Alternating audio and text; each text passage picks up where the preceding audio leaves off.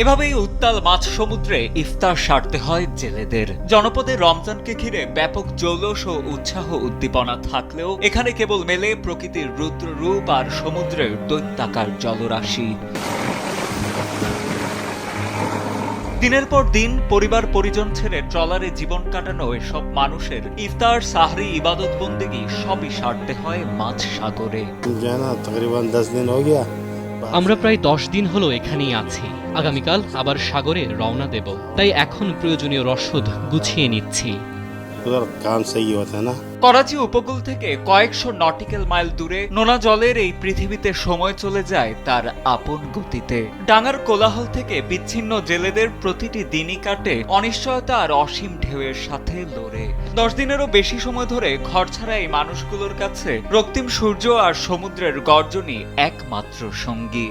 তবুও দিন শেষে যখন তারা ইফতারের ডালি সাজান, তখন সব ক্লান্তি সার্থক হয়ে ওঠে এক চিলতে তৃপ্তির হাসিতে। সবাই যখন একসাথে থাকে খুব ভালো লাগে। আমরা এখানে ভাইয়ের মতো থাকি, হেসে খেলে কাজগুলো নিজেদের মধ্যে ভাগ করে নেই। একসঙ্গে থাকলে কোনো কষ্টই আর কষ্ট মনে হয় না। সমুদ্রের এই বিশালতায় বড় প্রকট হয়ে ধরা দেয় একাকিত্ব। প্রিয়জনদের কথা মনে পড়লেও সাগরের এই নির্জনতায় একে অপরের বড়ই আপন হয়ে ওঠেন।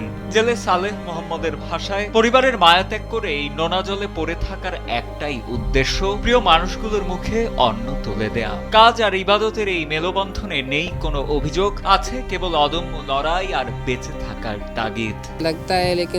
আমরা পরিবার থেকে দূরে থাকি, অনেক সময় নিজেদের পরবাসী মনে হয়। মাঝ সমুদ্রে মাঝে মধ্যে খুব একা লাগে, কিন্তু আর কি উপায়, কাজের তাগিদেই দূরে থাকতে হয়। দিন শেষে সবকিছুই তো স্বজনদের মুখে হাসি ফোটানোর জন্যই।